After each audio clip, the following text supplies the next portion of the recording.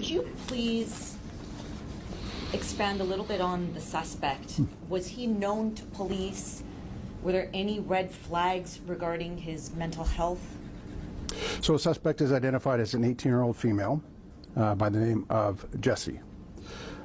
We have a history of police attendance at the family residence. Some of those calls were related to mental health issues. Could you spell the suspect's name, please? Yes. The first name is spelled Jesse. The surname is spelled capital VAN and space capital ROOTSELAAR. Were the two victims found at the residence where the suspect lived? Yes. And why can't you elaborate on the relationship between the victims and in that residence and the suspect? I can't elaborate on that. So it is believed the victims of that residence and the suspect are family members. Can you say what parent, sibling, what relationship that is? Yes, the female adult victim is the mother of the suspect, and the youth male is the brother of the suspect, or stepbrother.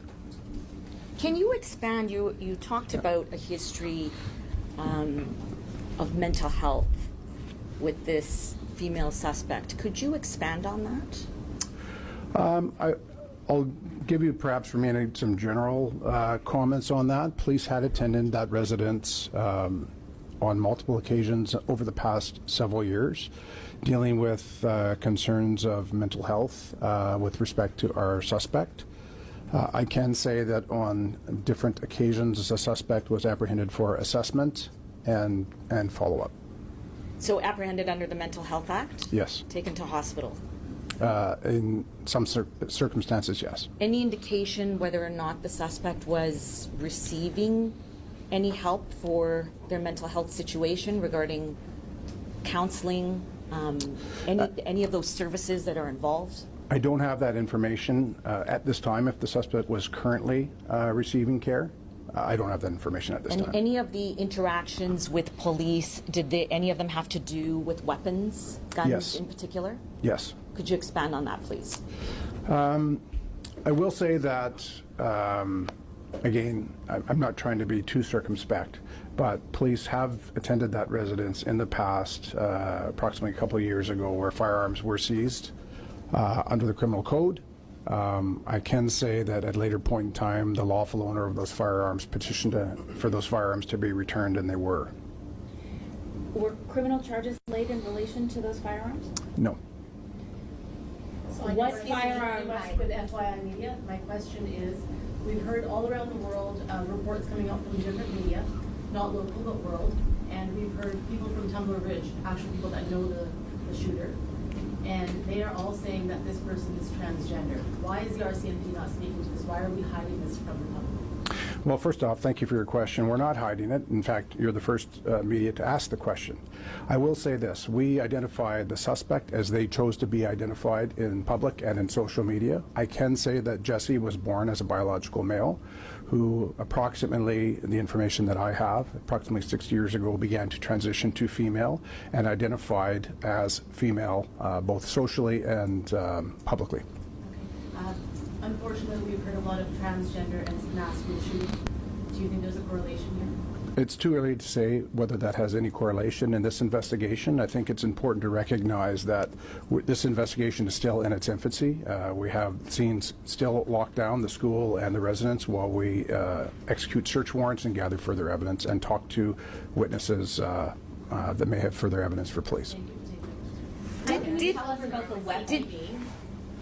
I'm just wondering, can you tell me when were police, prior to yesterday, last in contact with Jesse?